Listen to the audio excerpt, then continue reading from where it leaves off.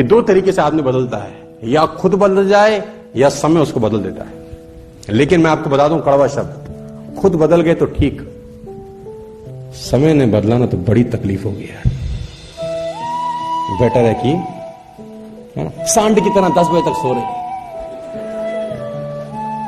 बीवी कह रही है उठ उठ, कोशिश भी कर रही है देख लूं चला ही नहीं गया हो कहीं, नाक पे हाथ भी, ऐसा सांड बन के सोया है। आप देखो लोगों को आदमी की दिनचर्या बता देगी कि जिंदगी में कहां जाएगा। 9 बजे तक सो रहा है, संडा का संडा। हाँ आप देखो, और ऐसा नहीं कि 2 बजे आया कहीं से काम करके, सोया भी 10 बजे था रात में। 12 घंटे की नींद चाहिए इस कमीने को। मैं बता दूं आपको, देखो मैं बता दूं, आप जिंदगी में कभी कामयाब नहीं होगे जब सूरज आपको जगाएगा। आप जिंदगी में फतेह हासिल करोगे जब तुम सूरज को जगाना चालू कर दोगे।